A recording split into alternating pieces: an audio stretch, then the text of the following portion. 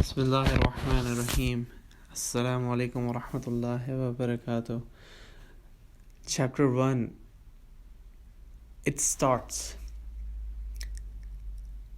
Dear brothers and sisters, any Renaissance journey starts with a hope.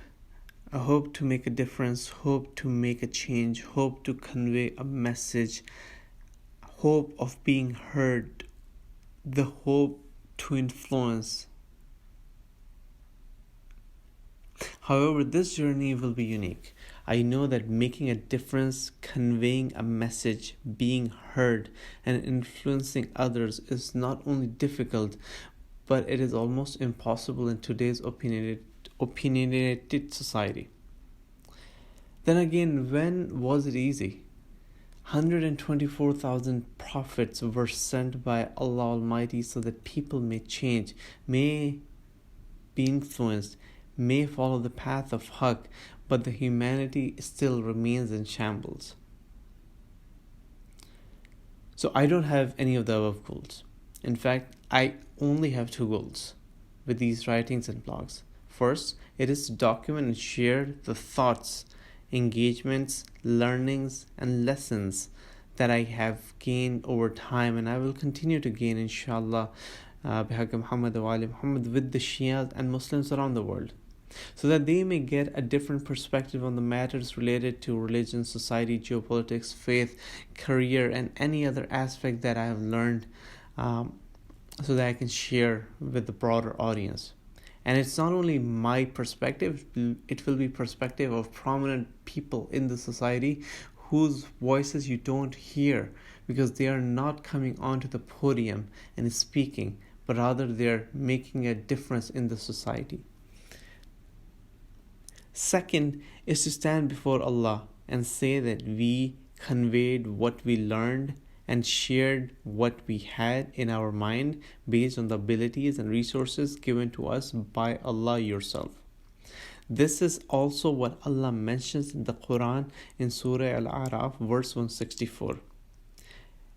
And this verse comes after discussing the event of the group of Bani Israel who used to live near the shore, who were prohibited from fishing on the day of Sabbath, that is Saturday. And the reason was because on the day of Saturday, because they were prohibited, the fish as a test used to come on the surface so they can easily get them. But on the other days, the fish did not come on the surface. They did not listen. But there were some advisors in the community who were telling them, do not do this. So the Quran's Surah Al-Araf's verse 164 talks about this and says, and when a community among them said, why do you advise or warn a people for whom Allah is about to destroy or punish with a severe punishment? This is regarding the people who were transgressing on about the day of Sabbath. They, the advisors, replied, to be absolved before your Lord, and perhaps they may fear him. Hence, it is not our duty to fix things or make change. Rather, it is our duty to absolve ourselves before Allah Almighty when we will be asked. So I don't know if these messages will find any audience, honestly. And I'm not looking for audience. However, I do know that human mind is a fertile ground, especially for the youth, as Imam Ali has said in one of his wasiyah. If these messages can impact a single mind and make it fertile to start pondering upon Quran, life, hereafter, Ahl Bayt, this world, it will be a success. Because if the land is good and fertile, whatever grows on it will also be good. And vice versa. If it is bad land, nothing good will ever come out of it. Allah mentioned in Surah Al-Araf, verse 58, as for a good land, its vegetation comes out with the permission of its Lord, but that which is bad does not grow except what is bad. Thus, we alternate the verses in various ways for people who pay gratitude. So, our purpose should be to make our faith, our land, our mind fertile to absorb Haqq, so that when we speak, Haqq comes out. When we advise, it is the right advice.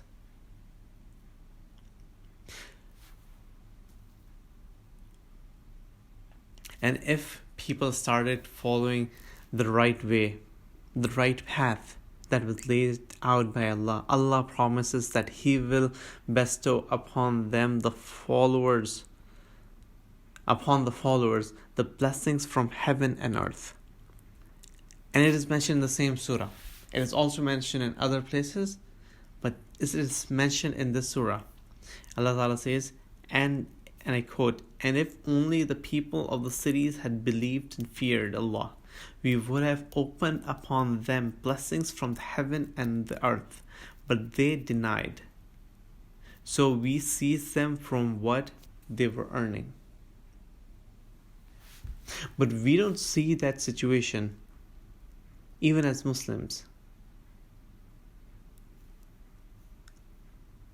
We are in fact living in a difficult situation. Overall, Muslims, Shias, we're not united, we are fearful of life and sustenance, we are drifting away from religion and the teachings of Allah.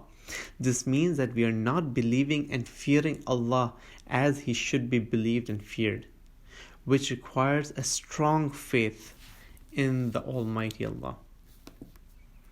A faith that doesn't move 1 inch no matter mountains leave their place. A faith that doesn't change its course while rivers might change their course. A faith that builds upon itself, that enables us to withstand tests.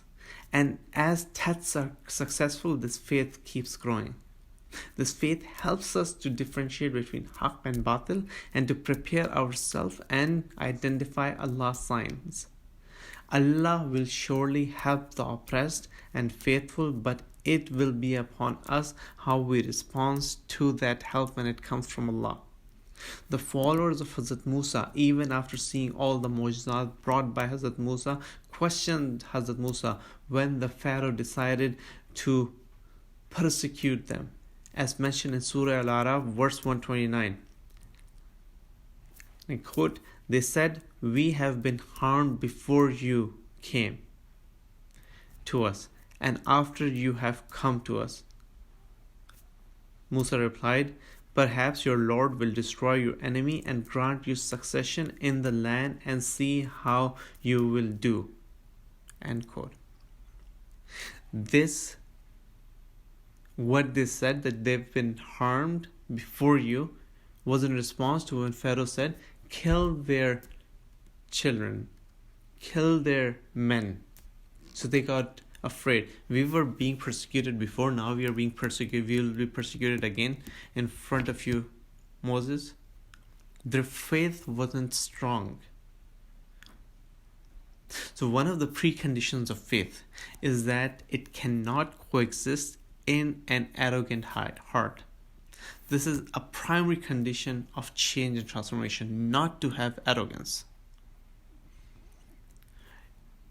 Allah Ta'ala says again in Surah Al-Araf, I will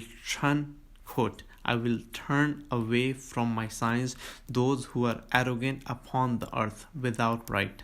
And if they should see every sign, they will not believe in it. And if they see the way of consciousness, they will not adopt it as a way. But if they see the way of error, evil, they will adopt it as a way. That is because they have denied our signs and they are heedless of them. So my dear brothers, sisters, friends, anyone who's listening, if I'm just to recap earlier points, there is so much more to our relationship to Allah. our responsibility to fellow humans, our responsibility as a Muslim, as a Shia, than just saying that we are Muslims or just reading kalma or just praying. And the purpose of these writings and podcasts is to discuss the key concepts such as faith, iman, tests, fitna, arrogance, takabbur, gharur, fertile ground, pondering, tafakkur, haqq, marfat, Imam Ali's wasiyah, stories of prophets like Hazrat Musa, and the lessons that we gain from them. All of these concepts were just discussed in the last 10 minutes at a very high level. But they are very interlinked, interconnected, and our key is to understand that complex interlink. It's not very complex, but you have to understand, or we have to understand that link. And once we understand that link, it becomes apparent in front of us. So today's world is brimming with information, but also burning with catastrophe from Muslims being persecuted in India and China and Burma and other places, and Shia Muslims being persecuted in many parts of the world, even Muslim countries. Now, are we exhibiting the signs that a true Muslim, that Allah expects us to exhibit? Therefore, my dear brothers and sisters, we will focus on 5 key areas in our discussions throughout this series.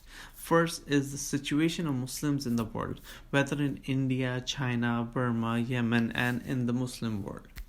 Secondly, discuss Shia aqaid, Marfat, Haqq, Intizar of the Mahdi, and other important aqaid that people need to understand.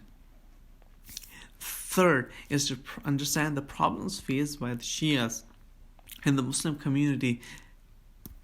For example, lack of broader vision, lack of action and effort, too much talk, potential solutions and responsibility. And then we will, inshallah, go into the action world where we will, among ourselves, create action-oriented projects that we can implement. But first we have to learn. And fourth, overall society, grooming, careers and politics, and other concepts. But my focus here is whatever Allah has given knowledge to me based on the experiences that I have gained, or other people in the society, especially like the millennials, have gained, or other seniors have gained, which have made them successful. I would like to share that information with all of us so that we can be different, successful. And number 5, discussions of history and the lessons that we take from history. Not just hearing about history, but what are the actual lessons that come from history. So let's quickly talk about the format. So it will be a combination of short videos, audio messages and observations, blog posts, longer audio podcasts, medium audio podcasts like this, interviews, group discussions, live streams, Q&A sessions, and the duration of these sessions could be from 5 minutes to 1 hour depending on the topic and the nature of the discussion. The sources that will be used will be Holy Scriptures, Quran and Sunnah, and discussions by scholars. Overall, this journey will be a journey, first of all. It will not be a solution. You cannot expect answers to everything in one day, or not expect everything to be clear in one day. It will be a journey. We will be embarking upon an intellectual journey, inshallah. But will be also a complicated journey. So let me give you an example of this journey. First, let's say our goal is to gain marfat. But first, we need to define what is marfat, and then we need to understand what are the different forms of marfat. Marfat of Haqq, marfat of Allah, marfat of Imams, marfat of the Prophet. Second, we need to understand that marfat of Allah drives marfat of the Imams, and then marfat in turn drives marfat of Allah. So once we reach that state of gaining slight bit of marfat and learning about Imams and Allah, it's a virtuous circle. It will strengthen upon each other. Third, marfat of Allah strengthens taqwa, and taqwa is the head of Iman. So how marfat strengthens Allah is taqwa is when you realize that Allah is ever watchful, is omnipotent, has all the powers in the world. You realize that Allah is watching you, so you do not do bad deeds just because Allah knows all your actions. That is actually taqwa.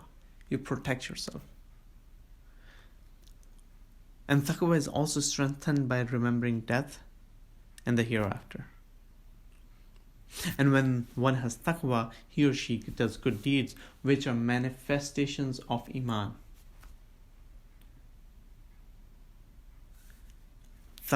Number 4 is taqwa and marfat of Allah allows us to focus on marfat of Haqq, because Allah Himself is Haqq. When you do all of these 4 things, for example, this doesn't mean you leave your life. This does not mean you become an ascetic and sit in a corner in the world and are not aware of everything that is happening in the world. In fact, Imams have said, you should be part of the society.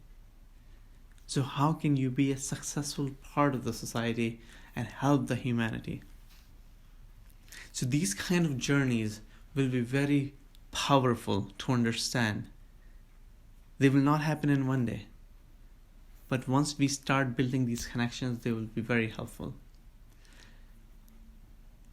And I would highly, humbly request, please provide your feedback, ask questions, whether on WhatsApp group, in comments, any place, ask questions. I'm pretty sure I won't have answers to most of them, but I will try my best to get answers from the most reputable sources. Inshallah. May Allah Ta'ala bihaqqi Muhammad Ali Muhammad guide us on this path, on this journey, and enable us to be persistent, consistent in sharing knowledge, asking questions, and moving forward on this journey. Because once we are on this journey, we can make big impact in the society. But first we need to fix ourselves. We need to fix what is wrong in ourselves. We need to be true mu'min. I've read in Biharul Anwar and other places from Imams that a mu'min is one. If he signals towards the tree should move. Should try to become a mu'min, the true mu'min in the word, in the essence of the word, not just saying that we are mu'min. May Allah help us throughout this journey. Bihaqqi Muhammad wa ali Muhammad. Thank you very much. Inshallah, I'll talk to you guys, girls, next time. Assalamu alaikum.